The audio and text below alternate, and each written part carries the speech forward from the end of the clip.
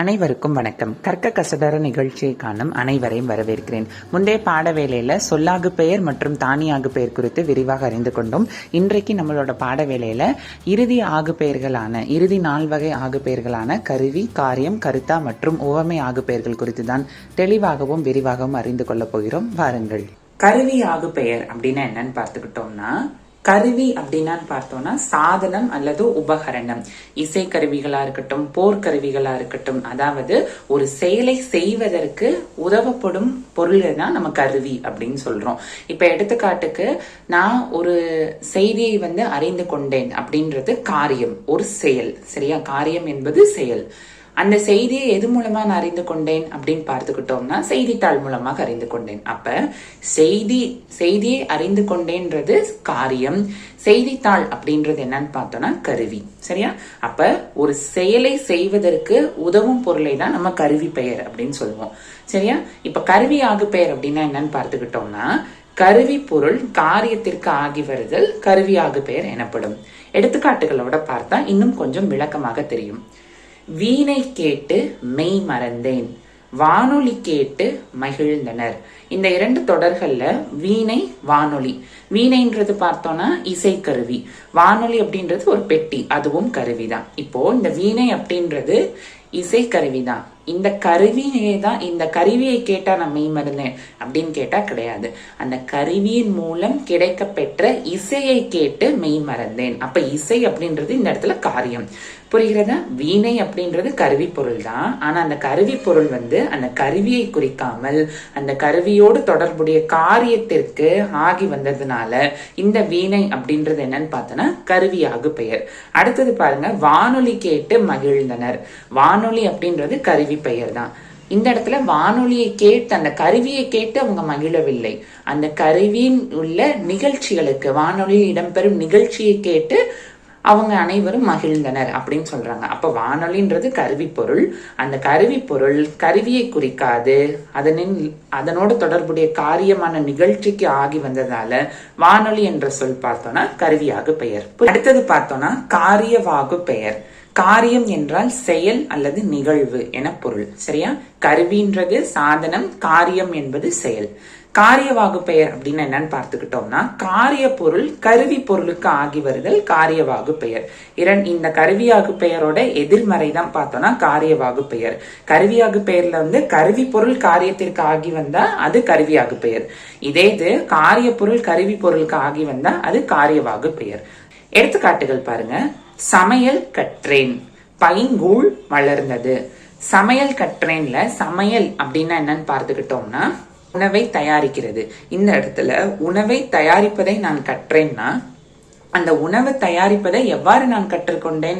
ஏதோ ஒரு புத்தகத்து மூலமாகவோ இல்ல நம்மளோட அலைவரிசைகள், இந்த மாதிரி யூடியூப் சேனல்ஸ் சொல்லக்கூடிய அலைவரிசைகள் மூலமாக கற்றுக்கொண்டேன். இல்ல எனக்கு மூத்தவங்க யார்கிட்டயோ தெரிஞ்சு கத்துக்கொண்டேன் அப்படின்னு பொருள்படுது. அப்ப இந்த இடத்துல சமையல் என்பது காரியம், ஒரு செயல். ஆனா அந்த காரியம் அந்த காரியத்தை குறிக்கவில்லை. காரியத்தோடு தொடர்புடைய கருவியான அந்த கருவி என்னவாகலாம் இருக்கலாம்? நூலாக இருக்கலாம், சமையல் புத்தகமாக இருக்கலாம், இல்ல சமையல் அலைவரிசைகள் இருக்கலாம், சமையல் யூடியூப் சேனல்ஸ்களா இருக்கலாம். இல்ல அப்படின்னு பார்த்துக்கிட்டோம்னா நம்மளோட மூத்தவங்க கிட்ட தெரிஞ்சு இது பண்ணிக்கலாம். அப்ப அவங்க எல்லாருமே என்னன்னு பார்த்தோம்னா கருவி. அந்த செயலை செய்ய பயன்படுத்தப்படும் கருவிகள் தான் என்னன்னு பார்த்துக்கிட்டோம்னா அலைவரிசைகளா இருக்கட்டும், நூலாக இருக்கட்டும், இல்ல மூத்த மக்கள் யாரானாலும் இருக்கட்டும். அப்ப காரிய பொருள், சமையல் என்பது காரிய பொருள். அந்த இடம் காரியத்தை குறிக்காது, கருவி பொருளுக்கு ஆகி வந்தா அதுதான் என்ன அப்படின்னு பார்த்தோம்னா காரியவாகு பெயர். அப்ப இந்த இடத்துல சமையல்ன்றது என்னன்னு பார்த்தோம்னா காரியவாகு பெயர். அடுத்தது பைங்கூழ் வளர்ந்தது. பைங்கூழ் என்றால் பசுமையான பயிர். இது நம்ம அந்த அறநெறிச்சாரம் பாடல்ல படிக்கிறப்ப இந்த பைங்கூழ் அப்படின்ற வார்த்தையை பார்த்தோம். நெல், சோளம் இருக்கு பாருங்க. அந்த நெல் சோளத்தை குறிக்கக்கூடிய பசும் பயிர் தான் இந்த பைங்கூழ் அப்படின்றாங்க. பைங்கூழ் அப்படின்றது உணவு, காரியம். ஆனா அந்த காரியம் இந்த இடத்துல அந்த காரியத்தை குறிக்காது, அந்த பயிர் என்னும் கருவிக்கு ஆகி வந்ததுனால பைங்கூழ் என்ற சொல் என்ன அப்படின்னு பார்த்தோம்னா காரியவாகு பெயர். மீண்டும் ஒரு முறை சொல்கிறேன். பைங்கூழ் என்பது உணவு, அந்த காரியம் உணவு என்னும் காரியம் அந்த காரியத்தை குறிக்காது, பயிர் என்னும் கருவிக்கு ஆகி வந்ததுனால இந்த பைங்கூழ் அப்படின்றது என்னன்னு பார்த்தோம்னா காரியவாகு பெயர். அடுத்தது கர்த்தா வாகு பெயர். கர்த்தா என்றால் படைத்தவர் என்று பொருள். நம்ம நான்முகன், அதாவது நம்மளோட பிரம்மதேவரை சிருஷ்டி கர்த்தா அப்படின்னு சொல்லுவாங்க. சிருஷ்டி கர்த்தானா இந்த உலகத்தை படைத்தவர் என்று பொருள். அப்ப கர்த்தா அப்படின்னா படைத்தவர் என்று பொருள். இப்ப கர்த்தா பெயர் அக்கர்த்தாவால் செய்யப்பட்ட பொருளுக்கு ஆகி வருதல் கர்த்தாவாகு பெயர் எனப்படும். எடுத்துக்காட்டு பாருங்க. கம்பரை படித்தேன், எனக்கு திருவள்ளுவர் மனப்பாடம். இப்போ கம்பர் திருவள்ளுவர் இவங்க இருவரும் பார்த்தோம்னா பொருட்பெயருக்குள்ள வந்துவாங்க. அதாவது பொருளை குறிக்கும் உயிருள்ள பொருள், உயிரற்ற பொருளை குறிக்கும் பொருட்பெயருக்குள்ள இவங்க 2 பேர் வந்துருவாங்க. இந்த இடத்துல ஏன் இவங்களை கருத்தா அப்படின்னு எடுத்துக்கிறாங்கன்னா, இவங்க இருவரும் பார்த்தோம்னா புலவர்கள், அதாவது இலக்கணம் மற்றும் இலக்கணம் அல்லது இலக்கியத்தை படைப்பவர்கள். இப்ப அதனால இந்த கம்பர் மற்றும் திருவள்ளுவர் இவர்கள் இருவரையும் பார்த்தோம்னா நம்ம கருத்தா பெயருக்குள்ள கொண்டு வந்துடும்.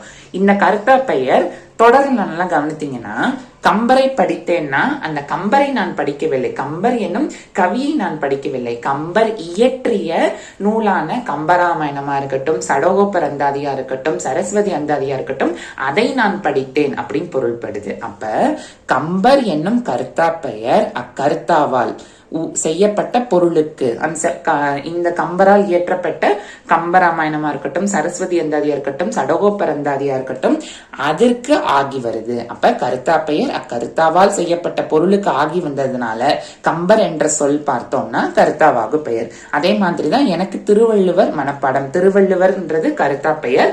ஆனா அந்த கர்த்தா பெயர் அக்கர்த்தாவை குறிக்காது, அந்த படைத்தவரை குறிக்காது.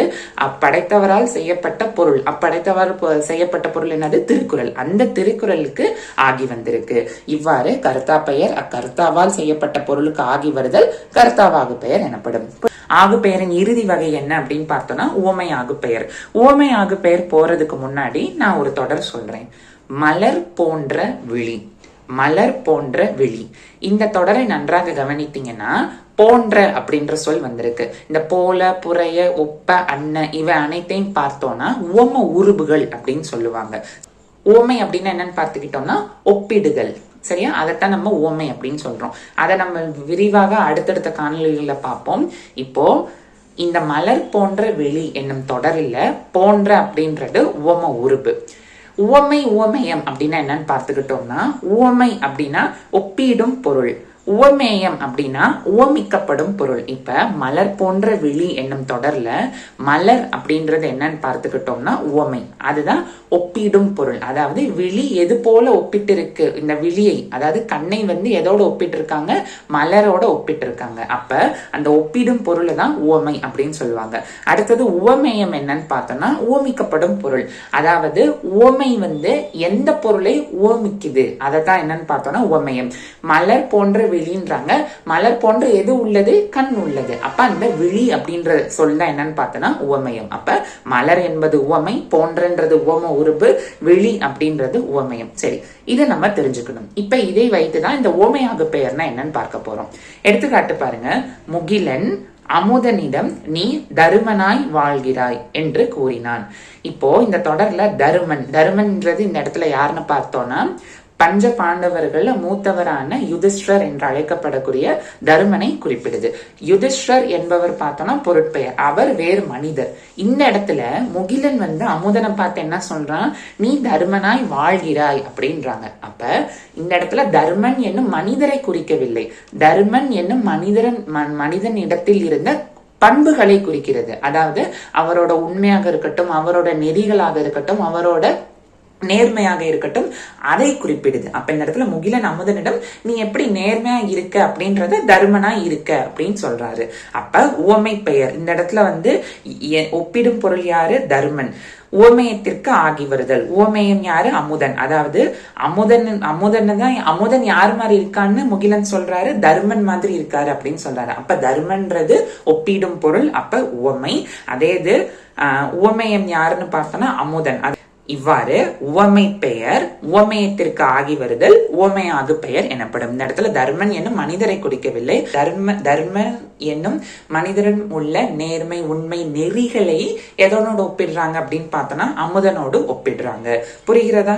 அப்போ இந்த பதிவுல பார்த்துக்கிட்டோம்னா இறுதி 4 வகை ஆகு பெயர்களான கருவி, காரியம், கருத்தா மற்றும் உவமை ஆகு பெயர்கள் இந்த 4ஐயும் குறித்து தெளிவாகவும் விரிவாகவும் அறிந்து கொண்டோம்.